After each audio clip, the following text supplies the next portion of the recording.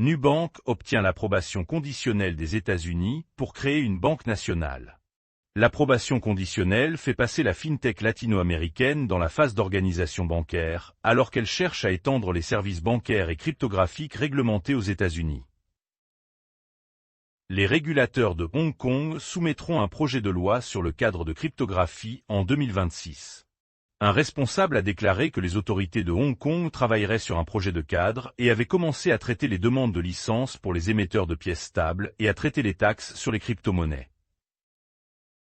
Les liquidations font sortir Bitcoin du top 10 des actifs mondiaux. Une vague de liquidation par emprunt a effacé des centaines de milliards de valeurs, remaniant la position de Bitcoin parmi les plus grands actifs d'investissement au monde.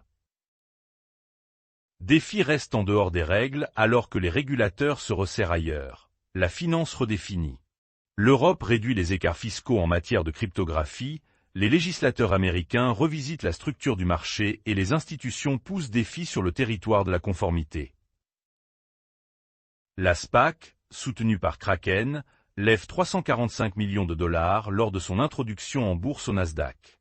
La société de chèque en blanc n'a pas encore nommé d'objectif d'acquisition, mais la cotation crée un nouveau véhicule public lié à l'échange cryptographique basé aux États-Unis.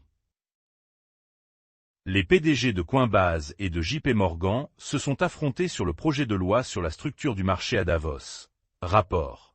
Brian Armstrong a fait le tour des médias avant et après avoir annoncé que Coinbase retirait son soutien à un important projet de loi américain sur la cryptographie, apparemment face à Jamie Dimon à Davos.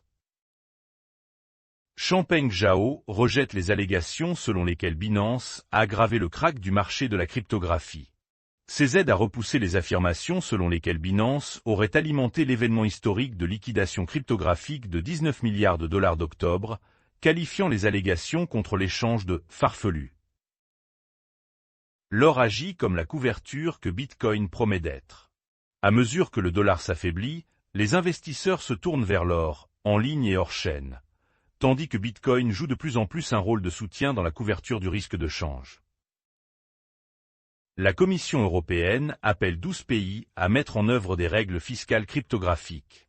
La Commission a également pointé du doigt la Hongrie pour ne pas avoir respecté le cadre MiCA de l'UE après un amendement à une loi locale. Sophie publie un chiffre d'affaires record au 4e trimestre après sa réintégration sur le marché de la cryptographie. La banque FinTech a déclaré un chiffre d'affaires trimestriel record de 1 milliard de dollars en réintroduisant le trading de crypto, en lançant un stablecoin et en déployant des envois de fonds basés sur la blockchain. Les avoirs du Trésor américain atteignent des niveaux records et les bénéfices chutent de 23% sur un an. Le PDG de Tether, Paolo Ardoino, a déclaré que la structure derrière la croissance de l'entreprise comptait plus que son ampleur en 2025, alors que les avoirs du Trésor américain dépassaient 122 milliards de dollars. La peur extrême de la cryptographie est l'un des rares signaux haussiers forts. Sentiment. La plateforme de sentiment cryptographique Sentiment a déclaré que le côté positif du marché actuel de la cryptographie est l'extrême négativité observée sur les réseaux sociaux. Le procès pour délit d'initié de Coinbase contre Armstrong, les administrateurs vont de l'avant. Le procès allègue que Marc Andreessen a vendu 118,7 millions de dollars d'actions Coinbase par l'intermédiaire d'Andreessen Horowitz, tandis que le PDG Brian Armstrong s'est délesté d'environ 291,8 millions de dollars. 1,82 milliard de dollars retirés des ETF au comptant Bitcoin et Ether au milieu du rallye des métaux.